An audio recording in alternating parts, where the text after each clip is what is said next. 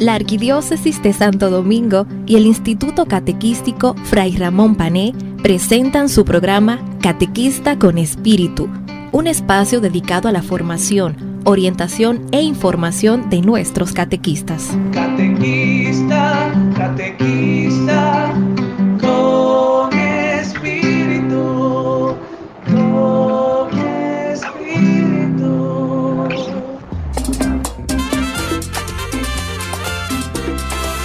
Hola, hola, hola, catequistas. Saludos, abrazos virtuales para todos y todas. De nuevo estamos aquí de la Vicaría Santo Cristo de los Milagros de Monteplata. Estamos presentes, hermana Teresa Pagán y Natalie Hernández. Hoy le vamos a dar la palabra a Natalie. Ella nos va a compartir sobre un tema muy importante, que es la liturgia y su importancia en la vida del catequista. Importantísimo estos temas de formación que cada semana estamos impartiendo para toda la arquidiócesis y el resto del país que nos quiera escuchar. Agradecemos a Radio ABC este espacio que nos ha facilitado, que se va a repetir en 2 ocasiones, los jueves y los sábados. Bien, también al padre Vitoriano, a todo el equipo de arquidiocesano, el equipo de catequesia vicarial de la arquidiócesis. Muchas gracias a todos ellos por todos estos trabajos y motivar a que esto se lleve adelante cada semana. Bien, pues vamos a iniciar este tema, pues poniéndonos también en las manos del Señor y a través hoy de nuestra Madre María. María fue la primera catequista, primera que enseñó a Jesús, sus primeras oraciones. Vamos a pedirle a ella para que nos ilumine, nos acompañe, que ella nos lleve de la mano hacia su Hijo Jesús, para que cada vez seamos más fieles a Él y a nuestro compromiso de catequista. Dios te salve María, llena eres de gracia, el Señor es contigo. Bendita eres entre todas las mujeres, bendito es el fruto de tu vientre Jesús. Santa María, Madre de Dios, ruega por nosotros pecadores, ahora y en la hora de nuestra muerte. Amén. Gloria al Padre, al Hijo y al Espíritu Santo. Muera en un principio, ahora y siempre, por los siglos de los siglos. Amén. María de la Alta Gracia, ruega por nosotros.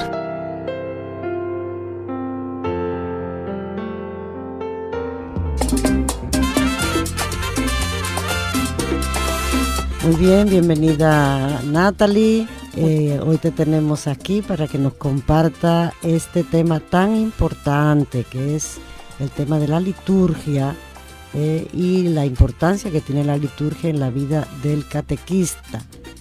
Al hablar de liturgia nos estamos refiriendo a un tema muy amplio, todo lo que abarca la liturgia, pero sobre todo, Natalie, nos gustaría que tú nos hablaras especialmente o nos ahondaras más sobre la Eucaristía. Dentro de la liturgia, el tema de la Eucaristía creo que es muy, muy importante para la catequesis. Por favor, compártenos. Saludos a todos los hermanos catequistas y a todos nuestros radioescucha. Saludos, hermana Teresa. Saludos al padre Victoriano, que es nuestro anfitrión siempre por acá en este programa Catequista con Espíritu. Efectivamente, la liturgia y su importancia en la vida del catequista es un tema muy, muy extenso, así que vamos a centrarnos hoy en lo que es la importancia de la Eucaristía, del sacramento de la Eucaristía. Pues muy bien, muchas gracias. Yo tengo una duda, vamos a ver. Háblanos sobre los orígenes de la Eucaristía, Creo que si partimos desde esos orígenes, muchas otras cosas de la Eucaristía se nos van a aclarar más. Así es. Como todo, la Eucaristía también tiene su historia, su origen bíblico. Desde sus inicios vamos a ir trabajando esta parte, lo que es la el origen de la Eucaristía. El pueblo judío celebraba cada año la fiesta de la Pascua, del paso del Señor, que es lo que significa Pascua, como todos los catequistas saben. Era una fiesta que recordaba la liberación del pueblo de la esclavitud de los egipcios, tal como señala el libro del Éxodo en el capítulo 12, versículo 2. Este será para ustedes el principal de los meses. Este será un día memorable para ustedes y lo celebrarán como fiesta del Señor de generación en generación. Aquí podemos escuchar, podemos interpretar todos cómo desde ese tiempo se está ya hablando de la parte previa a lo que es la celebración eucarística. Ya en tiempos de Jesús, los judíos celebraban la fiesta cada año con un banquete al atardecer, y los ritos que realizaban en esta celebración eran los siguientes. Primero, la comida de un cordero inmolado previamente en el templo, como recuerdo de la sangre del cordero que liberó de la muerte a los primogénitos de los hebreos y propició la salida de Egipto. Segundo, también está la fracción del pan que realizaba el cabeza de familia y que luego repartía entre los comensales. Tenemos también las hierbas amargas que hacían referencia a cómo los egipcios amargaron la vida de los hebreos. Y la bendición de la tercera copa de vino que se pasaba por la mesa y de la que bebían los asistentes, una copa de bendición que invitaba a la acción de gracias. Esas partes las hemos visto desde el Antiguo Testamento. Si nos vamos a la parte bíblica, pasando a lo que es los evangelios, todos, San Juan, San Mateo, San Lucas, San Marcos, todos ellos narran muchas experiencias en las que Jesús compartía comida con sus discípulos, con sus amigos. Por ejemplo, Jesús, como buen judío, celebraba cada año la cena pascual. La última de estas cenas tuvo lugar al atardecer del día antes de su muerte, el Jueves Santo. En esta cena Jesús no se pronuncia sobre el cordero ni las hierbas amargas, sino que lo hace sobre el pan y el vino, tal como nos señala el evangelista San Mateo en el capítulo 26, del 26 al 28, que nos dice: mientras comían, Jesús tomó un pan, pronunció la bendición y lo partió, y se lo dio a ellos diciendo: tomen, esto es mi cuerpo. Y tomando una copa pronunció la acción de gracias y se la dio diciendo: beban todos porque esta es mi sangre, sangre de la alianza derramada por todos para el perdón de los pecados. Desde este momento queda instituida formalmente en esa última cena de Jesús con sus apóstoles la primera Eucaristía, y fue presidida por el mismo Jesucristo. Y es el mayor regalo que nos ha dado a nosotros y que podemos, cada vez que participamos de la Santa Eucaristía, renovar ese sacramento de amor, esa gracia especial que el Señor nos regala. Sus apóstoles y discípulos acogieron el mandato del Señor.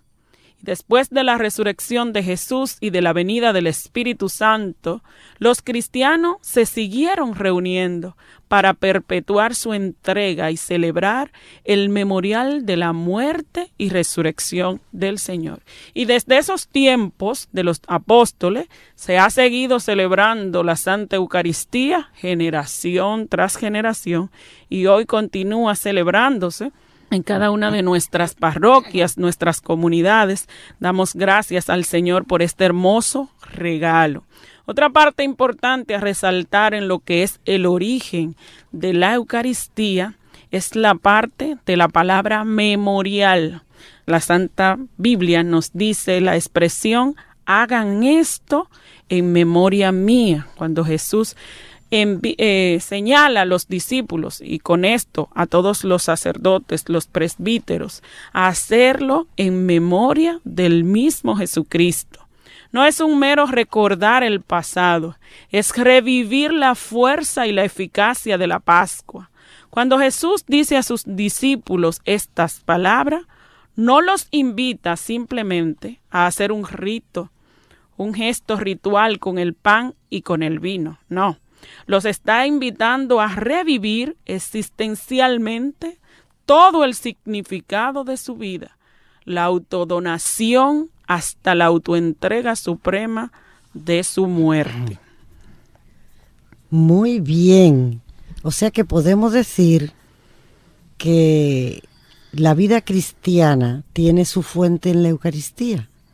Es el punto álgido, el punto principal hacia donde debe confluir toda la vida cristiana, hacia la celebración de esa Eucaristía, de ese Jesús que se hace presente vivo en medio de la iglesia. ¿Puedes compartirnos algo sobre este punto? Claro que sí, efectivamente. La Eucaristía es la fuente y la cima de la vida cristiana. Toda nuestra vida cristiana tiene su origen, su fuente en la Santa Eucaristía. En ella alcanzan su cumbre, la acción significante de Dios sobre nosotros, nuestro culto a Él. La Eucaristía contiene el bien espiritual de la Iglesia, el mismo Cristo, nuestra Pascua. Expresa y produce la comunión en la vida divina y la unidad del pueblo de Dios. Es decir, que en esta fiesta, en lo que es la acción de gracias por excelencia, la Santa Eucaristía, no solo celebramos y recordamos este sacrificio especial del Señor cuando se entrega a nosotros por amor, sino que también esta celebración unifica el pueblo de Dios, nos permite estar unidos al Señor. Mediante la celebración eucarística, la liturgia del cielo la vivimos como una anticipación aquí en la tierra. Es como anticiparnos a la vida eterna.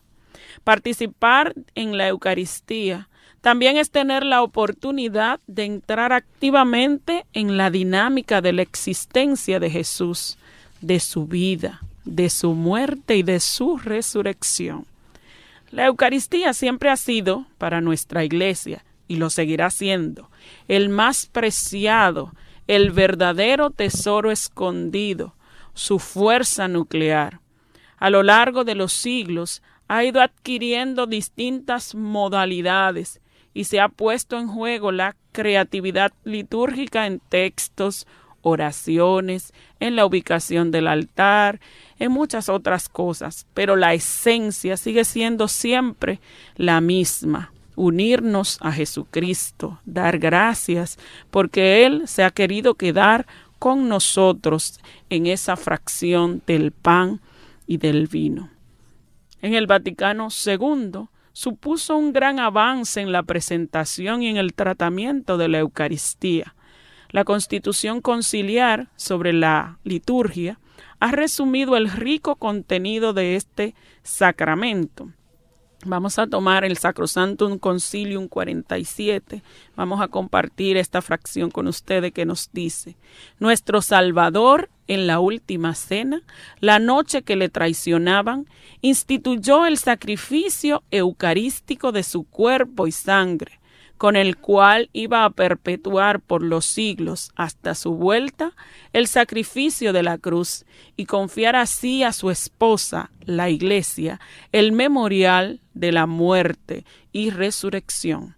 Sacramento de piedad, signo de unidad, vínculo de caridad, banquete pascual en el cual se recibe como alimento a Cristo, el alma se llena de gracia y se nos da una prenda de la gloria venidera. Ahí podemos escuchar cómo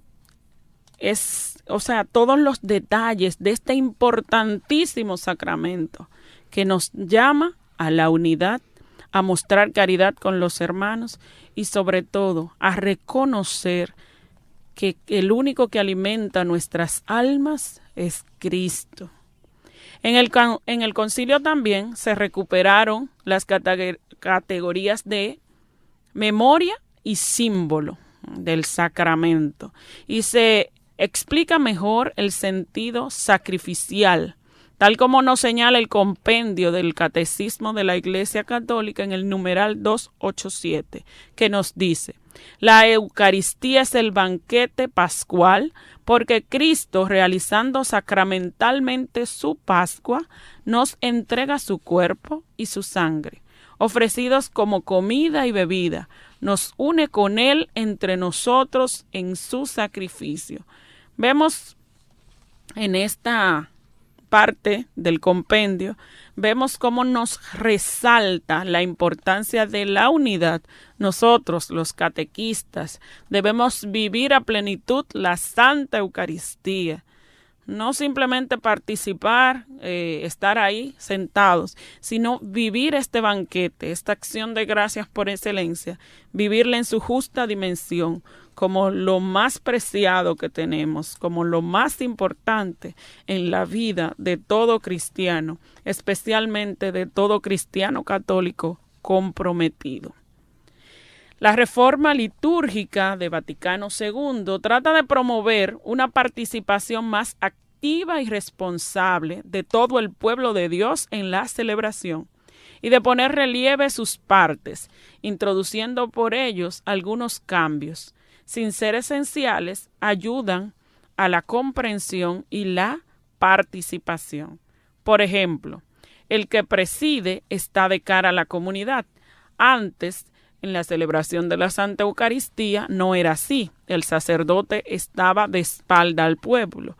Gracias a la reforma litúrgica, como dije anteriormente, de Vaticano II, pues para una mayor comprensión y participación, el sacerdote está de frente al pueblo. Otra parte importante es que se celebraba en latín. Con esta reforma, entonces se utiliza la lengua propia de cada pueblo, o sea, el idioma de cada comunidad donde se está celebrando la Santa Eucaristía.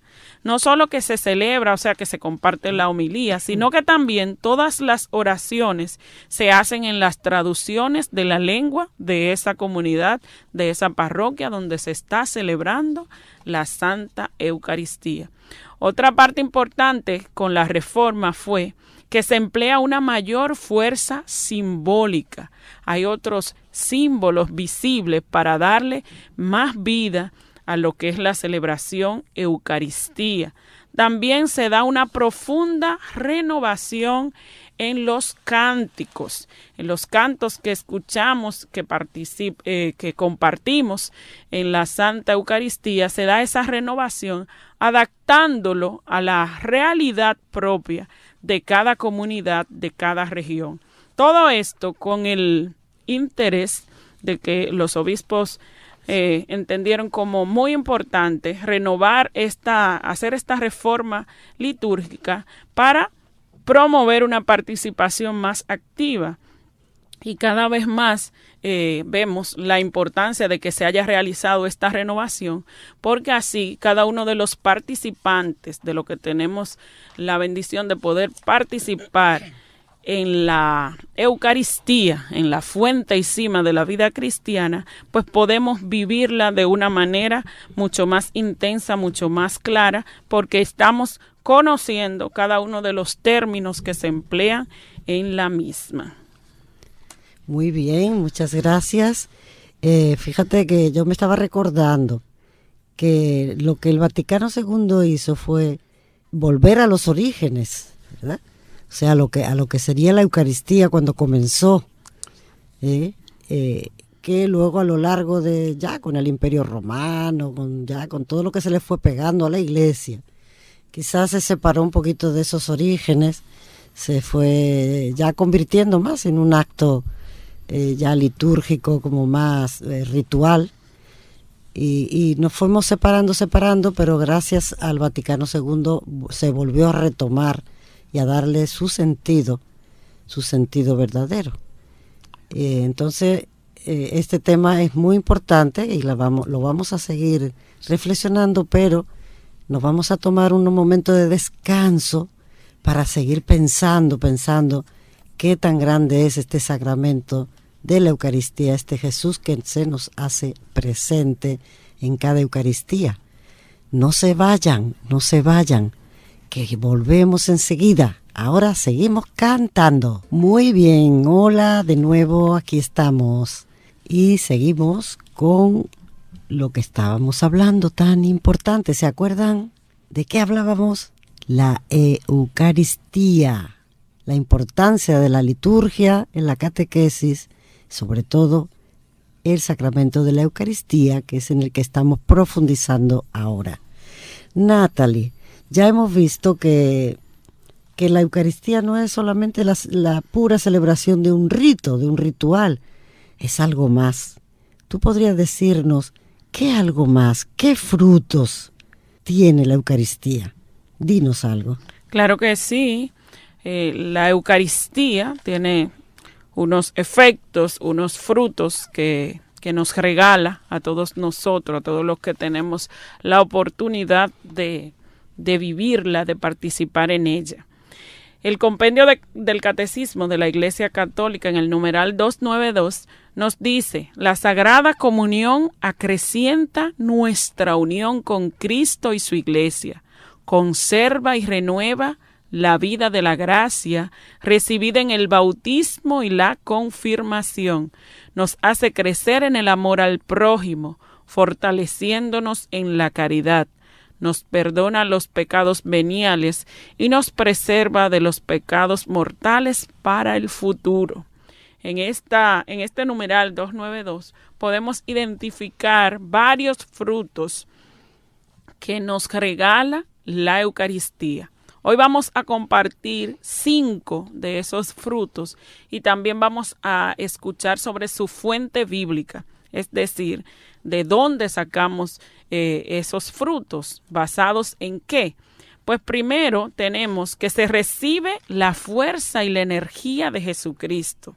Ese es el primer fruto que vamos a hablar hoy y esto nos basamos en el Evangelio de San Juan, capítulo 6, versículo 50, en donde nos dice: este es el pan bajado del cielo, para que el hombre coma de él y no muera. Ahí podemos ver cómo es la fuerza y la energía que recibimos cada uno de los que tenemos la oportunidad de participar en el sacramento de la Eucaristía. El segundo fruto que vamos a compartir es que se recibe la plenitud de la vida. También nos vamos al Evangelio de San Juan, capítulo 6, versículo 54, y nos dice: el que come mi carne y bebe mi sangre tiene vida eterna.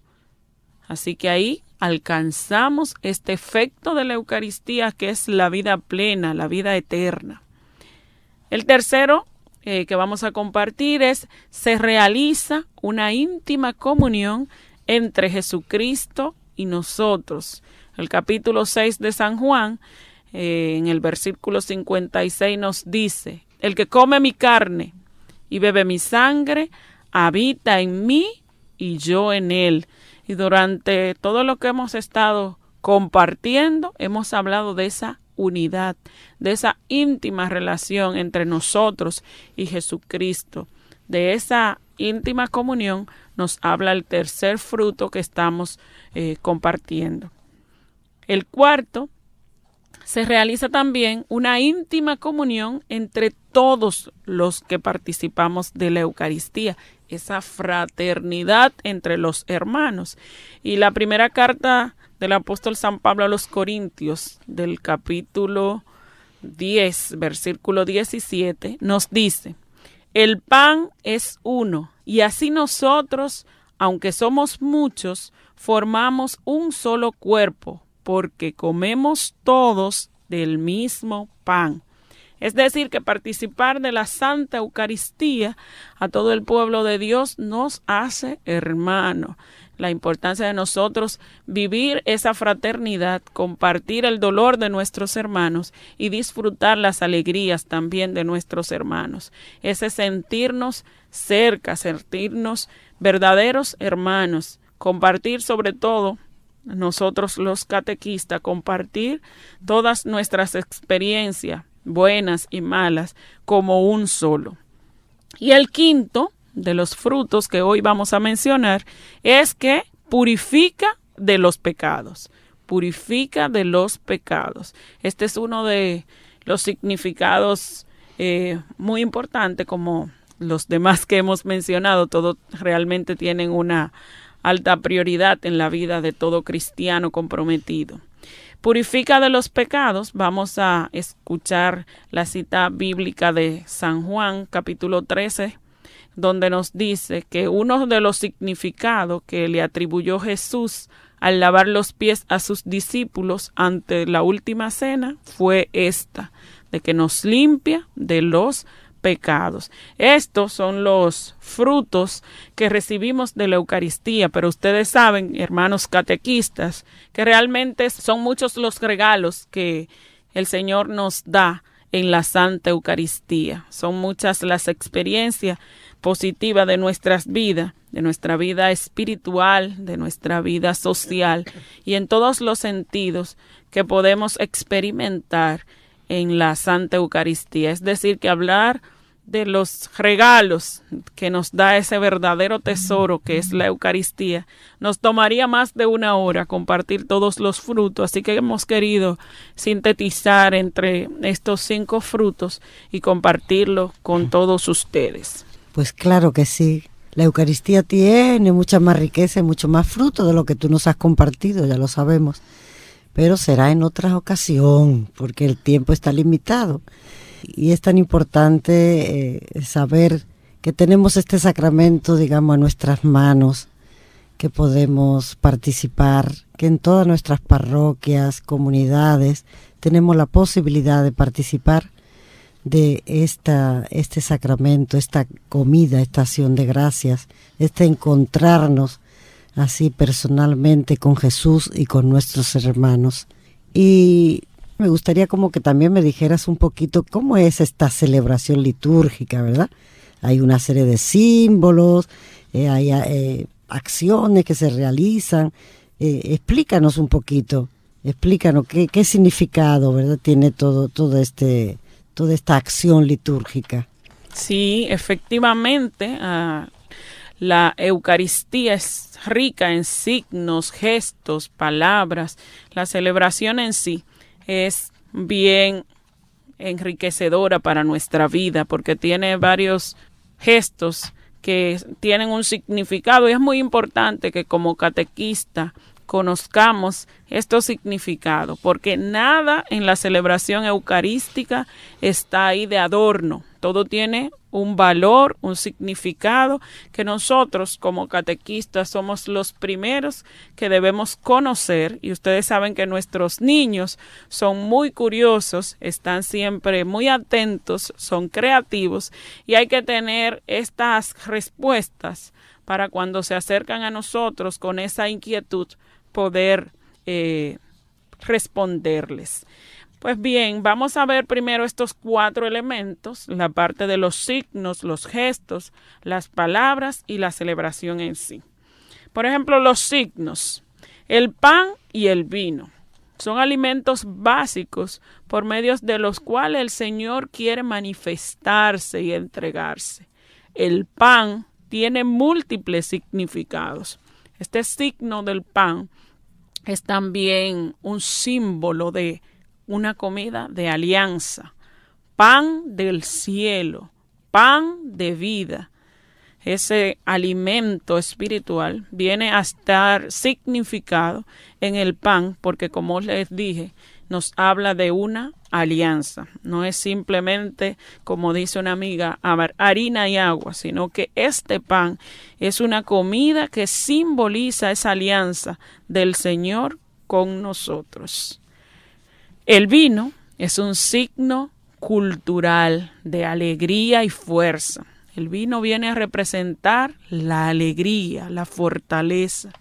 Entre los judíos se usaba mucho para los sacrificios. En la cena pascual, Jesús lo utiliza para señalizar, para significar la sangre de Jesús que se derramó por nuestra salvación, por tu salvación, por mi salvación. Estos dos signos importantes de la celebración litúrgica de lo que es el sacramento de la Eucaristía son los que vamos a compartir hoy por razones de tiempo.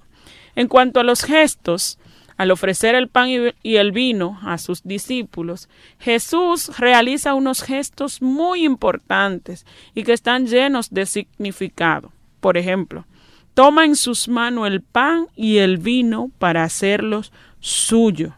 Tomar en las manos, o sea, para hacerlo suyo. No lo deja simplemente puestos en la mesa, lo hace suyos. Otra parte importante, bendice. La bendición, es decir, el sentido del bien decir, de alabar, de agradecer a Dios. Otro gesto es parte el pan para significar que también su cuerpo se ha de romper. Otro gesto es lo reparte como signo de su entrega total hacia nosotros. Es decir, Él no solo da el cuerpo, sino que también comparte ese signo de esa repartición, de ese darse a nosotros y de querer que nosotros participemos activamente de esa entrega total que tuvo Jesús para con nosotros. Otra parte que vamos a ver es las palabras. En la celebración litúrgica, las palabras tienen una fuerte significación. La palabra es como el espíritu que da vida a los signos y los gestos. En la Eucaristía, la palabra que acompañan a los signos son la que utilizó Cristo en la última cena. Palabras como, esto es mi cuerpo, este es el cáliz de mi sangre, otra, la nueva alianza, la antigua alianza, y diferentes frases que vienen a darle esa vida a la celebración eucarística en cuanto a la parte litúrgica. El compendio del Catecismo de la Iglesia Católica en el numeral 277 nos resalta: la celebración eucarística se desarrolla en dos grandes momentos que forman un solo acto de culto: la liturgia de la palabra, que comprende la proclamación y la escucha de la palabra de Dios, y la liturgia eucarística, que comprende la presentación del pan y del vino, la plegaria eucarística con palabras de la consagración y la comunión. En este resumen del numeral 277 podemos ver podemos escuchar cómo la celebración litúrgica del sacramento de la Santa Eucaristía se divide o se organiza en dos grandes partes: lo que es la liturgia de la palabra y la liturgia eucarística. Ahora vamos a escuchar sobre el desglose de esa parte. Bueno, claro, sintetizado por asuntos de tiempo, solamente los voy a mencionar para ir refrescando en nuestra memoria las diferentes partes de lo que es la liturgia de la palabra y la liturgia eucarística. Pero cada catequista que participe activamente, claro que conoce estas partes. Simplemente las voy a mencionar para nosotros, catequistas, ir recordando todo el desarrollo de lo que es la celebración eucarística, que inicia con el rito de entrada. Esta parte contiene la procesión de entrada, el canto, saludo del altar y la asamblea, que es donde el celebrante expresa el saludo a todo el pueblo que participa de la Santa Eucaristía. También dentro del rito de entrada está el acto penitencial, que nos disponemos a acoger el perdón de Dios, el gloria y la oración universal. En esta oración universal, el celebrante expresa el sentido de la Eucaristía, que a veces tienen celebraciones especiales. Entonces ahí en esa oración universal se expresa ese sentido de la celebración del día. Entramos en la liturgia de la palabra. Luego del rito de entrada está la liturgia de la palabra. Esta está compuesta por las lecturas, que como todos nosotros sabemos, las lecturas van cambiando día tras día acorde a la organización del calendario litúrgico, que es bien rico en nuestra Iglesia Católica.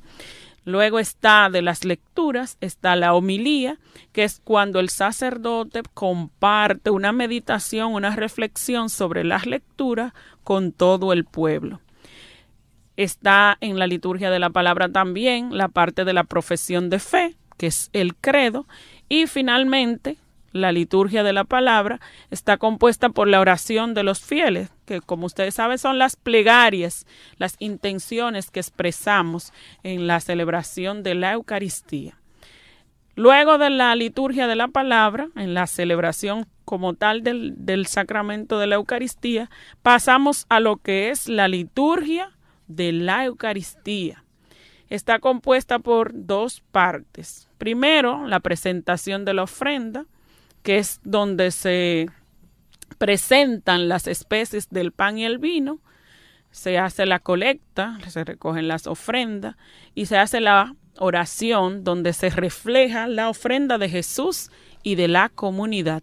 Luego adentramos a lo que es la plegaria eucarística, que tiene el prefacio, donde se proclaman los motivos de la acción de gracias que constituye la plegaria, la epíclesis, que es cuando el sacerdote celebrante invoca al Espíritu para que las ofrendas sean el cuerpo y la sangre de Cristo.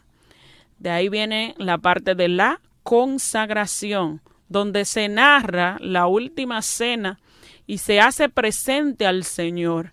Esta parte es el centro, por así decirlo, de lo que es la liturgia eucarística. Luego pasa la parte de la aclamación, que reconoce el sacramento de nuestra fe, la intercesión, donde se recuerda las necesidades de la Iglesia y de todo el mundo, y la aclamación final, que es la parte que concluye, donde se alaba a Dios a Dios Padre por medio de Cristo en la unidad del Espíritu Santo. Luego pasamos al rito de comunión. Este inicia con el rezo del Padre Nuestro, el rito de la paz, que es la manifestación de la paz entre todos los participantes de la Eucaristía, que en este tiempo de pandemia estamos haciendo un gesto distante, pero el amor en nuestros corazones sigue siendo el mismo, de compartir esa paz, a pesar de que no tenemos un roce, un toque físico, pero sigue expandiéndose ese amor y ese deseo de paz a nuestros hermanos. Luego está la comunión, que es la recepción del cuerpo y la sangre de Cristo para todos los que están preparados, y la oración, que es donde se agradece a Dios por ese regalo hermoso de la Eucaristía y se pide que fructifique en la comunidad. Están ya como parte de la Santa Misa de la Eucaristía el rito de despedida, donde el sacerdote nos da la bendición, y asimismo se llama esa parte bendición. Él invoca sobre la asamblea la fuerza y la bendición de Dios, y finalmente despedida y envío, que compromete a cada fiel a vivir lo que se ha celebrado, y nos despedimos con el canto de salida. Ahí hemos visto brevemente, muy sintetizado, todas las partes que constituyen lo que es la acción litúrgica del sacramento de la Eucaristía. Y bien, para ya concluir la presentación del tema, la celebración de la Eucaristía tiene mucho que ver con lo que vivimos y deseamos vivir. La fraternidad es la condición para celebrar la Eucaristía. Nosotros tenemos que estar conscientes de que este es un regalo para compartir con los hermanos.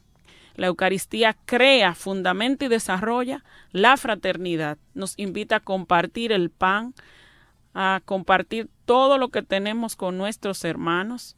Es un símbolo comunitario porque expresa que compartimos la vida, y el destino de Jesús nos compromete a seguir viviendo en comunión, en el amor y la solidaridad de todos. En fin, la liturgia es muy importante en la vida de nosotros, los catequistas, y debe prolongarse bajo la forma de ese compartir, de esa participación activa.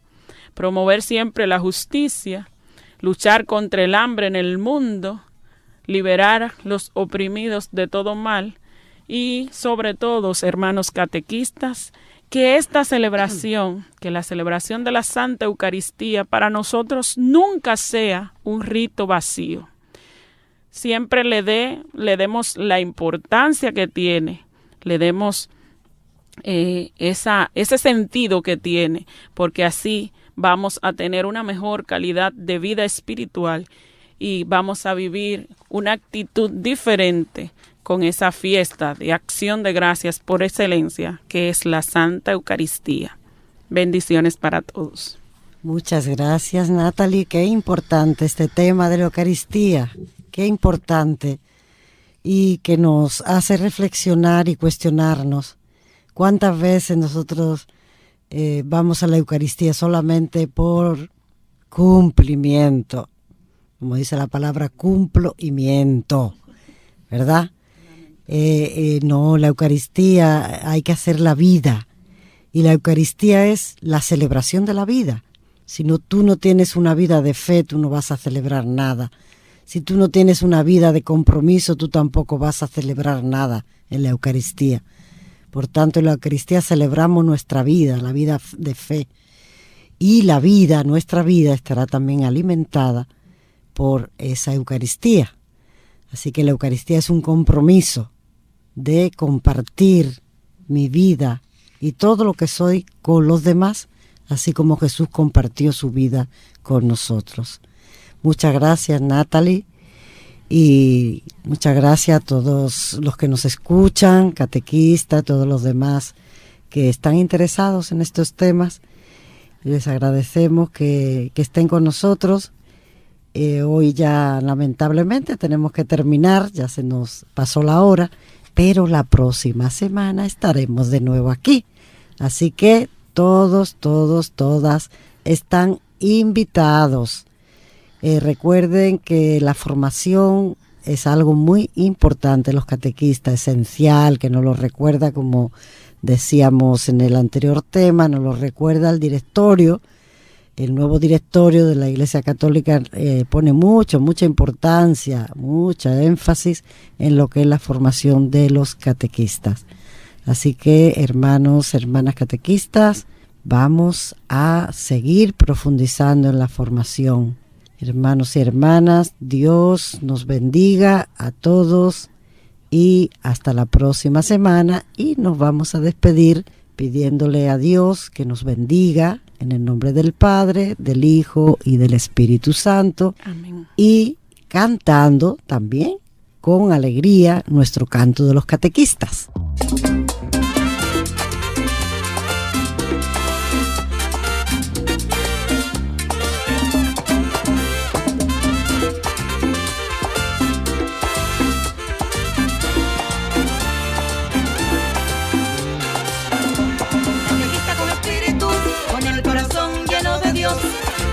Con espíritu, con el corazón lleno de Dios, fuiste llamado como María para llevarnos hacia el Señor. Fuiste llamado como María para llevarnos hacia el Señor. Recuérdalo, catequista, por Dios fuiste tu llamado. Recuérdalo, catequista, por Dios fuiste tu llamado para iniciar en la vida de Cristo a niños y adultos que Él te ha confiado. Para iniciar en la vida de Cristo a niños y adultos que Él te ha confiado.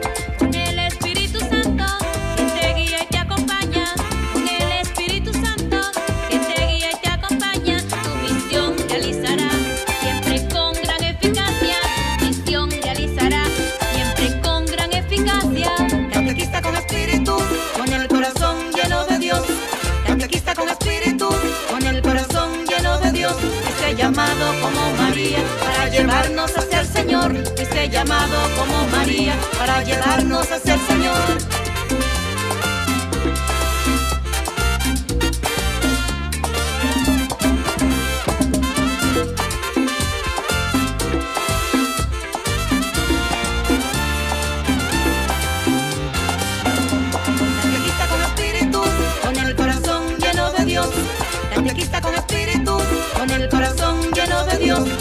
llamado como María para llevarnos hacia el Señor. Fuiste llamado como María para llevarnos hacia el Señor.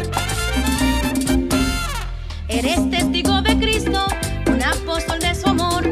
Eres testigo de Cristo, un apóstol de su amor, que con obras y palabras tu testimonio profesa, imitando a San José, a los santos y profetas. Nos enseña a adorarlo a Él, amarlo de corazón.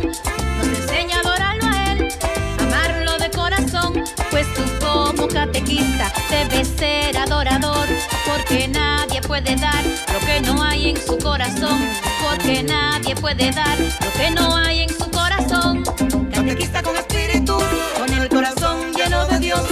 Catequista con espíritu, con el corazón lleno de Dios. Fuiste llamado como María para llevarnos hacia el Señor. Fuiste llamado como María para llevarnos hacia el Señor. Catequista con el alma, al ritmo de Dios.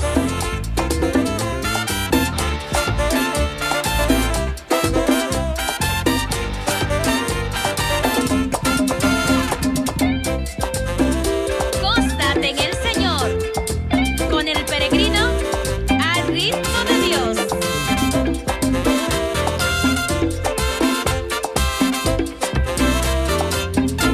Catequista con espíritu, con el corazón lleno de Dios. Catequista con espíritu, con el corazón lleno de Dios. Fuiste llamado como María para llevarnos hacia el Señor. Fuiste llamado como María para llevarnos hacia el Señor.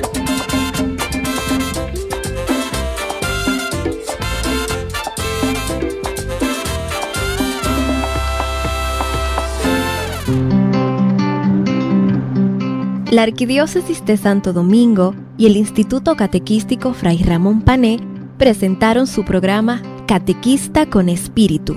Hasta la próxima semana. Catequista, catequista, con espíritu, con espíritu.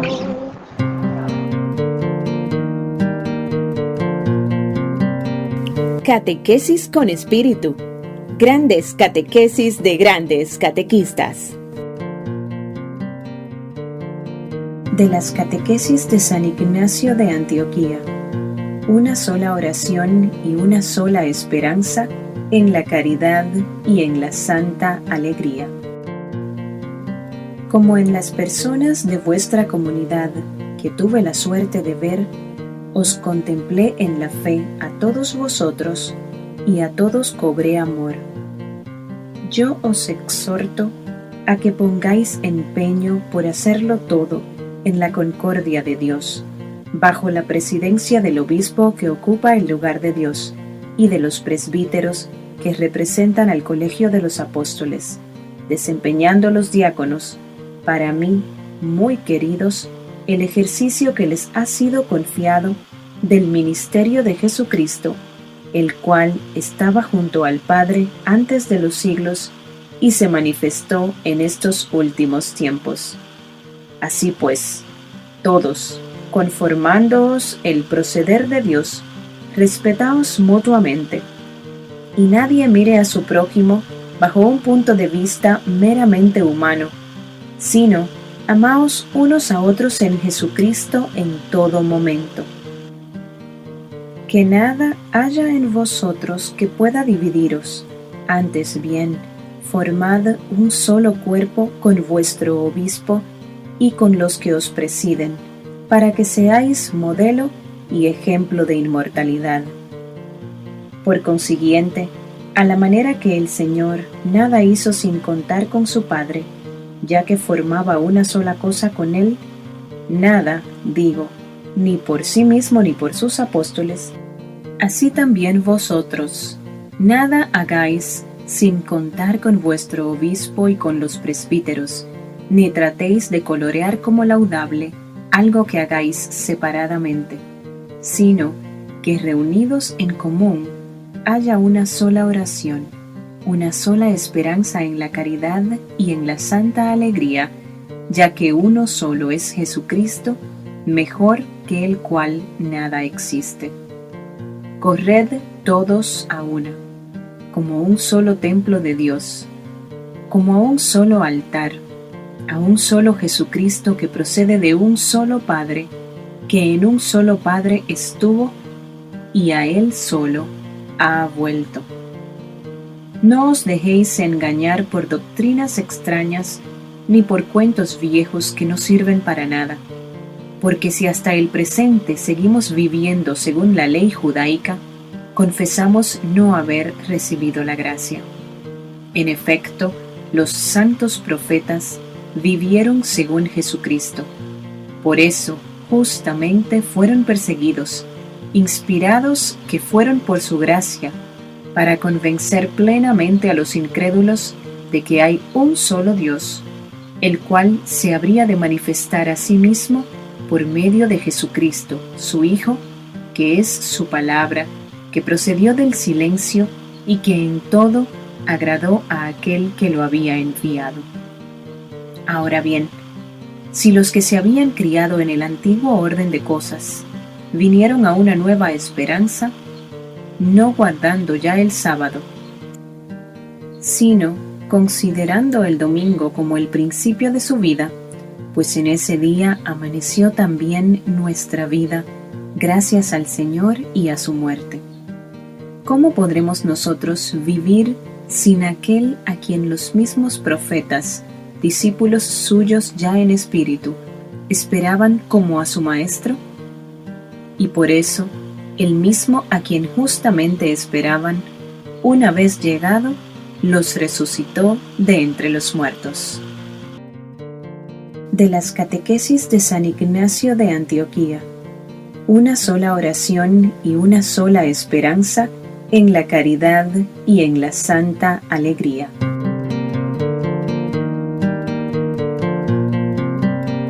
Catequesis con espíritu. Grandes catequesis de grandes catequistas.